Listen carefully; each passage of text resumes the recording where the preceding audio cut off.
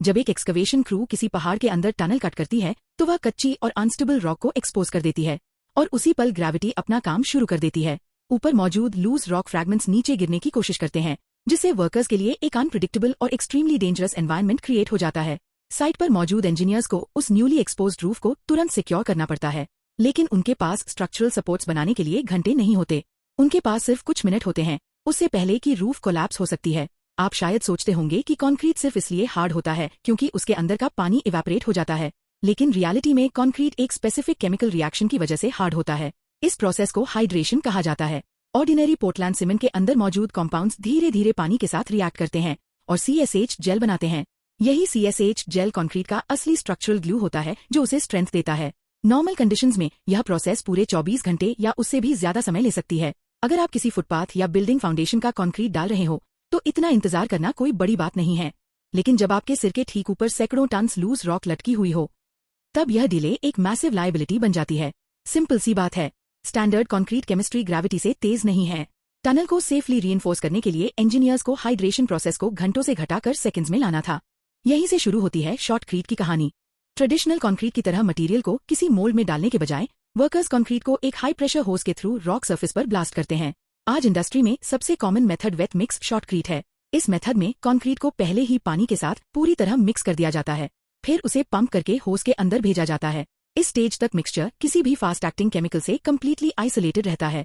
Mechanical pump delivery की problem तो solve कर देता है, लेकिन एक भारी वेट कंक्रीट मिक्सचर सीलिंग पर अपने आप नहीं टिकेगा। वह ग्रेविटी की वजह से वापस नीचे गिर जाएगा। कंक्रीट को रॉक सरफेस पर स्टिक कराने के लिए एक स्पेशल केमिकल एडिटिव की जरूरत पड़ती है, और यह एडिटिव कंक्रीट से नोजल के बिल्कुल आखिरी मिलीसेकंड में मिलाया जाता है, यानी ठीक उस पल जब मिक्सचर रॉक सरफेस से टकराने वाला होता है। इंडस्ट्री के शुरुआती दिनों में इंजीनियर्स हाई अल्कलाई एक्सेलरेटर्स का इस्तेमाल करते थे। सबसे कॉमन केमिकल्स थे सोडियम हाइड्रोक्साइड और पोटेशियम हाइड्रोक्साइड। इन केमिकल्स की मदद से कंक्रीट बहुत जल्दी सेट हो जाता था, लेकिन इसके साथ एक बड़ी प्रॉब्लम भी थी। इन मिक्सचर्स का pH 13 से भी ऊपर पहुंच जाता था, यानी यह स्प्रे लगभग उतना ही कोरोसिव बन जाता था जितना raw drain cleaner. Underground tunnel cruise एक बेहद मुश्किल सिचुएशन में फंस जाते थे। एक तरफ रूफ कोलैप्स होने का खतरा, दूसरी तरफ सीवियर स्किन बर्न्स और परमानेंट आई डैमेज का रिस्क।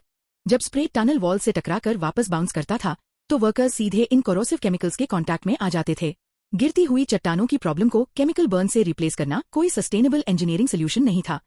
इंडस्ट्री को एक ऐसा फॉर्मूला चाहिए था जो रैपिड सेटिंग स्पीड भी मेंटेन रखे और वर्कर्स को सेफ भी रखे। इस चैलेंज का मॉडर्न सोल्यूशन है generation 3 alkali free accelerators. Highly corrosive hydroxides की जगह अब सेफर कंपाउंड्स इस्तेमाल किए जाते हैं, जैसे एल्यूमिनियम सल्फेट और एल्यूमिनियम हाइड्रोक्साइड। नोजल के टिप पर बने मिक्सिंग चेंबर के अंदर एक्सेलरेटर वेट सीमेंट पेस्ट से मिलता है। यहीं पर एल्यूमिनियम आयॉन्स की एक हाईली कॉन्सेंट्रेटेड स्ट्रीम सीमेंट के अंदर इंजेक्ट की जाती है। ये एल्यूमिनियम आयॉन सीमेंट पार्टिकल से कोलाइड करते हैं और फिर शुरू होता है पूरा मैजिक। लगभग तुरंत माइक्रोस्कोपिक नीडलाइक एट्रिंजाइट क्रिस्टल्स बनने लगते हैं। मिलीसेकंड्स के अंदर लाखों करोड़ों टाइनी क्रिस्टल्स एक दूसरे से इंटरलॉक हो जाते हैं और एक रिजिड इंटरनल केज क्रिएट कर देते हैं। यह माइक्रोस्कोपिक केज सैंड, वाटर और सीमेंट पार्टिकल्स को अपनी जगह लॉक कर देता है। रिजल्ट, कंक्रीट लगभग इंस्टेंटेनियसली स्टिफ हो जाता है। जब वेट कंक्रीट रॉक सरफेस से टकराता है तो वह तुरंत ग्रिप बना लेता है। वह ग्रेविटी को चैलेंज करते हुए सीलिंग पर चिपक जाता है और वर्कर्स पर वापस स्प्लैटर नहीं होता। माइक्रोस्कोपिक लेवल पर एट्रिंजाइट क्रिस्टल्स का यही रैपिड फॉर्मेशन मैक्रोस्कोपिक लेवल पर पूरी टनल रूफ को स्टेबल बना देता है। यानी जो चीज माइक्रोस्कोप में दिखाई देती है वही आखिरकार टन्स भारी रॉक मास को अपनी जगह पकड़े रखती है। और इसी रिएक्शन पर डिपेंड करती हैं ह्यूमन लाइव्स। इसी रिएक्शन पर डिपेंड करते हैं $multi-million इंफ्रास्ट्रक्चर प्रोजेक्ट्स। इसीलिए एक्सेलरेटर का हर बैच यूज होने से पहले रिगरसली टेस्ट किया जाता है। Plant technicians active solids concentration verify करते हैं। विस्कोसिटी टेस्ट की जाती है ताकि फ्लूइड को लंबी दूरी तक स्मूथली पंप किया जा सके और नोजल पर उसे पिन पॉइंट एक्यूरेसी के साथ डोज किया जा सके।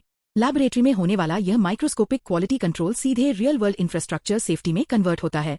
हर सेफ जर्नी जो किसी माउंटेन हाईवे टनल या हाई स्पीड रेल कैवन के थ्रू होती है, उसके पीछे सिविल इंजीनियरिंग और केमिकल इंजीनियरिंग की एक साइलेंट पार्टनरशिप काम कर रही होती है। एक ऐसी पार्टनरशिप जो हर सेकंड पहाड़ को थामे हुए है ताकि उसके नीचे से लाखों लोग सुरक्षित गुजर सकें।